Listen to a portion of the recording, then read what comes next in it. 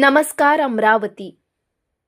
अमरावती जिल्ह्याचे पालकमंत्री अमरावती दौऱ्यावर असताना त्यांनी काँग्रेसवर एक टीका केली की काँग्रेस ही रिटायर्ड झाली आहे.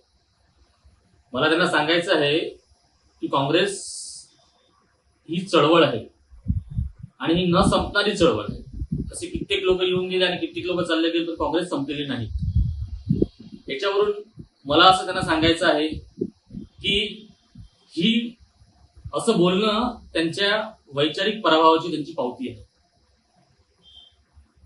तुम्ही शेतकऱ्यांवर बोलत नाही, तुम्ही कर्जमाफीवर बोलत नाही, तुम्ही बाकीच्या कुठल्याच विषयावर बोलत नाही.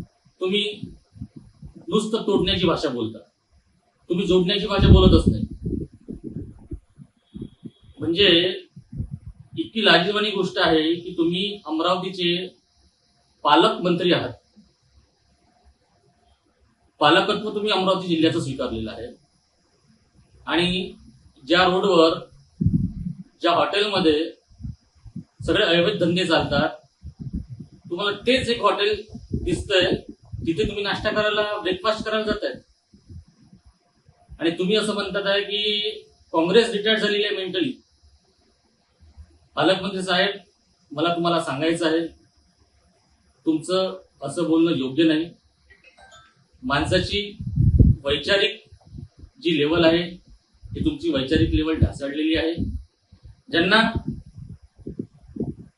आमचे विचार झेपत नाही त्यांनी आम्हाला रिटायर्ड म्हणू की अजून काही म्हणू, आम्हाला तेवढं कळते त्यांना आमची वैचारिक लेवलच त्यांना झेपत नाही, त्याला काही इलाज नाही.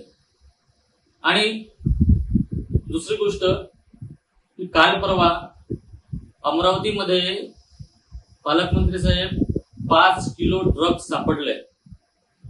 पूर्ण जिल्ह्यामध्ये नशेचं वातावरण तयार झालंय मंत्री साहेब, आणि पूर्ण युवा वर्ग हा नशेच्या पूर्ण जाळीत बांधला चाललेला आहे. तुम्ही मर्डर बद्दल बोलत नाही, ही तुमच्या कामाची पोचपावती आहे का? म्हणून थोडीशी टीका करताना, जेव्हा या अमरावतीच्या जिल्ह्यामध्ये जेव्हा काँग्रेसच्या पालकमंत्री होत्या किंवा काँग्रेसचे पालकमंत्री होते, तेव्हाच गुंडेगिरीचं प्रमाण, ड्रग्जचं प्रमाण आणि आताचं ड्रग्जचं प्रमाण किती मोठ्या प्रमाणात वाढलेलं आहे. तेव्हा किती प्रमाणात होतं, आता किती प्रमाणात आहे, तेव्हा होतं की नव्हतं, याचा थोडासा तुम्ही विचार करायला पाहिजे आणि नंतरच आपलं उत्तर द्यायला पाहिजे.